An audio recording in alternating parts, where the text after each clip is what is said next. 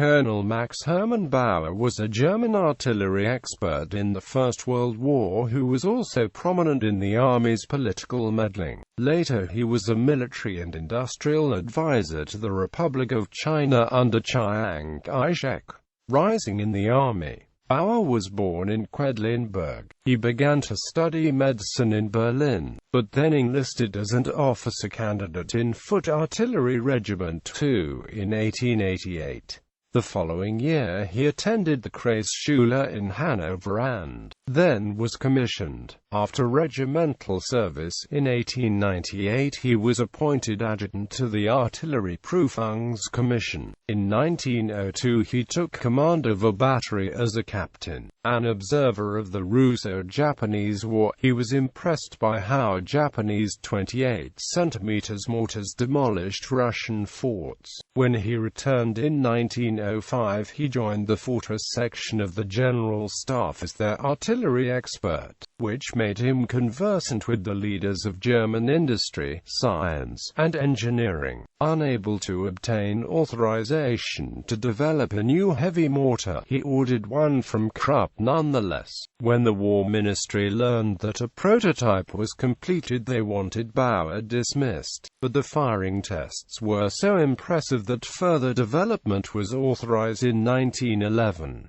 Meanwhile, in 1908 he moved into the mobilization section of the staff directed by Erich Ludendorff. They became staunch friends. Ludendorff regarded him as the smartest officer in the army. In the following year Bauer was appointed as a general staff officer, remarkable because he had not had the customary specialized schooling. Helped by his contacts in industry, he studied how the German economy would function during a European war. The first years of World War I. When the war came, Major Bauer was posted to the operations section of Oberstheeresleitung as head of Section 2, which was responsible for heavy artillery, mortars, and fortresses. Earlier in 1914, the first of the Krupp 42 cm mortars, nicknamed Big Bertha, and its concrete-piercing shells were ready. They smashed the forts in Belgium and northern France. In 1915 the huge guns forced the surrender of the formidable Russian fortifications in Poland, like Przemysl, before dealing with the Serbian strongholds at Belgrade. For developing the mortars, Bauer was awarded the Paula Merit and an honorary doctorate from the University of Berlin. Before the war he had worked with the chemist Fritz Haber to transform nitrogen from the air into explosive precursors, which let their Germans make war despite the blockade.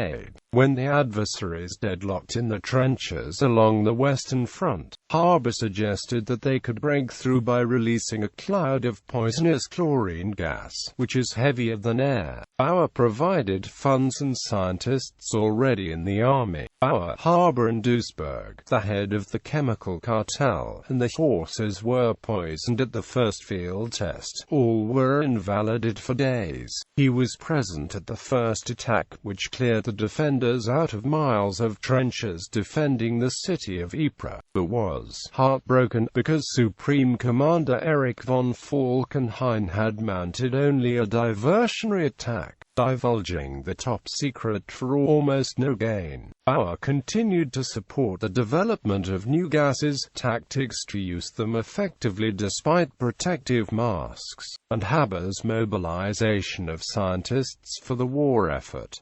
Section 2 of OL carefully evaluated how the weapons performed on active service. For instance, in 1916, they produced a modified field gun that could be elevated to 40 degrees compared to its former 16 degrees, and the light howitzer's range was increased 43% to 10,000 meters.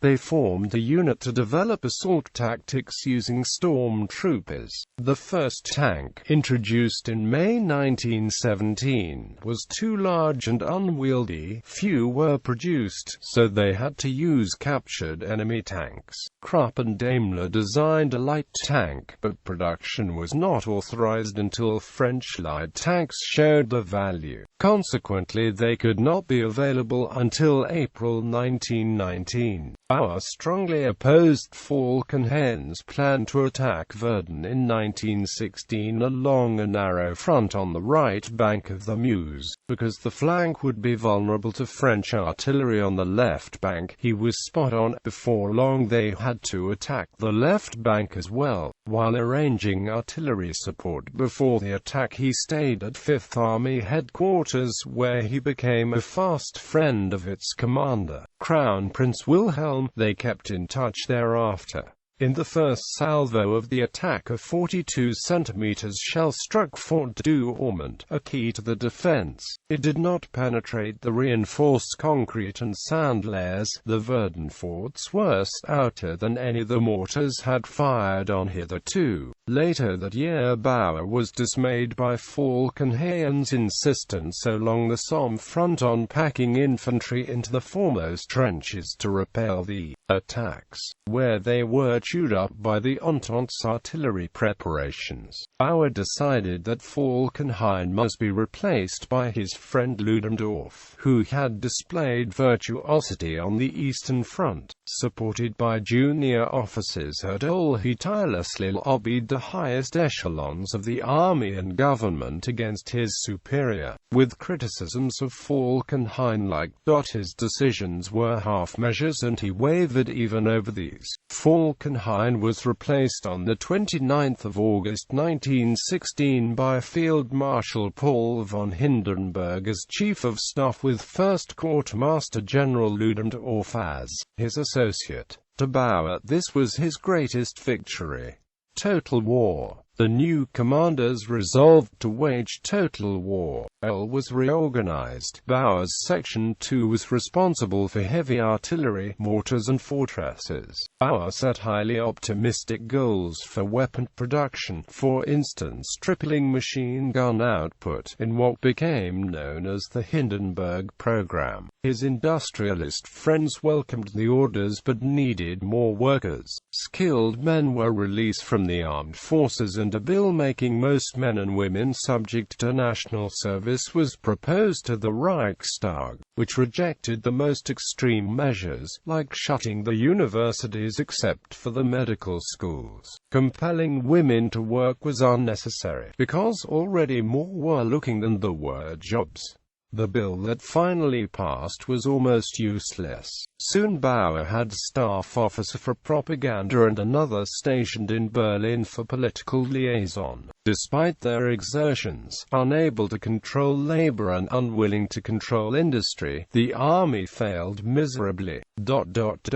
Lieutenant General von Hohn's draft of a manual describing defense in depth was rewritten by Bauer and Captain Geyer. The crux was that any attackers who penetrated a lightly manned front line would be destroyed by counterattacks. Defense in depth became German army doctrine through the Second World War.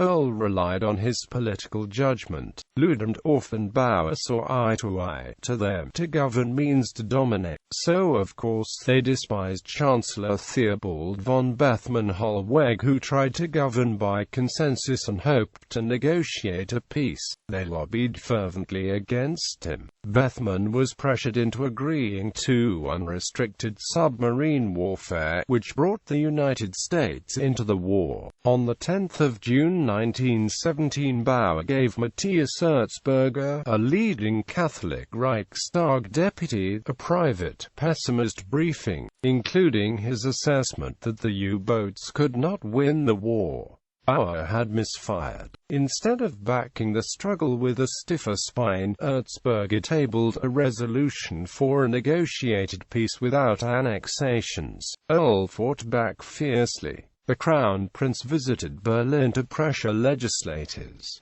Bauer stayed in the capital, in the thick of the fight. Hindenburg and Ludendorff came there to threaten to resign.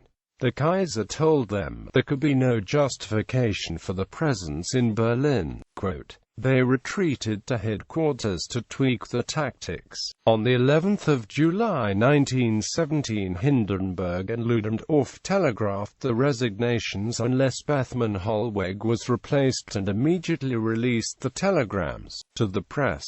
Bethmann Hollweg resigned. The resolution was amended to call for a peace of equilibrium and passed by 212 to 126.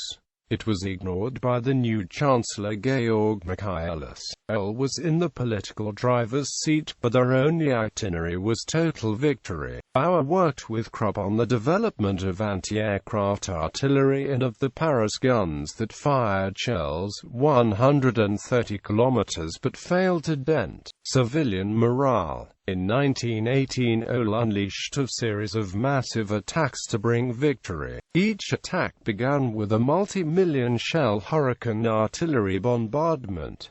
Bauer assembled the guns that were commanded by Colonel Bruchmüller. Repeatedly they broke through British and French lines. After 4 successful months, an attack on the French along the Marne River was bloodily repulsed, and then on the 17th of July 1918 the right flank of their salient pointing towards Paris was crushed by a powerful joint French and American attack led by massed tanks.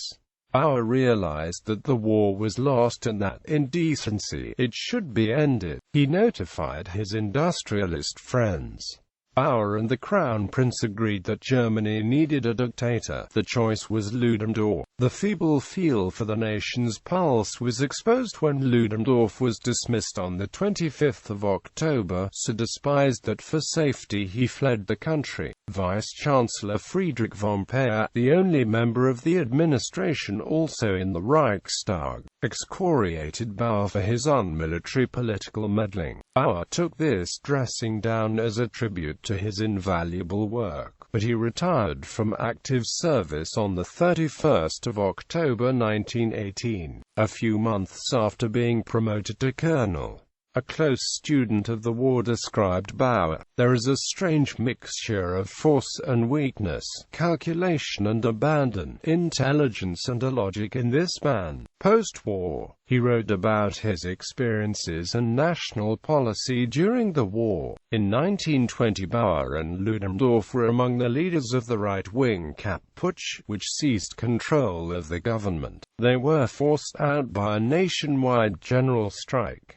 Ludendorff was let off, but Bauer had to flee the country. He worked as a military consultant in the Soviet Union, Spain and Argentina. He returned to Germany in 1925 following an amnesty for all those involved in the putsch. In 1926, Chinese engineer Xu Qiahua, president of the Sun Yat-sen University in Canton, contacted Bauer for advice on military and business opportunities in China. In 1927, Bauer visited Chiang Kai-Shek, who hired him as a military advisor, wishing to use his contacts to acquire more weapons and industrial assistance from Germany. In 1928, Bauer returned to Germany to make contacts with German industries and the army. However, the Treaty of Versailles restricted arms production. In addition, he was persona non grata to the German government as he had participated in the Kapp Putsch. Nonetheless, Bauer was able to establish a China Trade Department and to make contact with the secret German military mission in Nanking. When Bauer returned to China, he advocated formation of a small core army supported by many local militia forces. Chiang did not use these ideas, since the militias would have concentrated military power in local hands.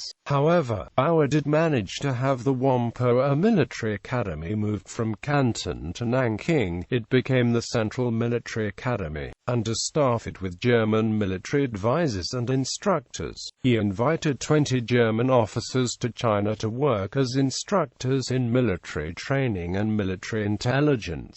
Officially, Bauer was Chiang's economic advisor and encouraged him to develop infrastructure. Max Bauer died in Shanghai of smallpox on the 6th of May 1929, perhaps intentionally infected by one of his Chinese enemies, as he was the only person infected with the contagious disease in the region where he contracted it.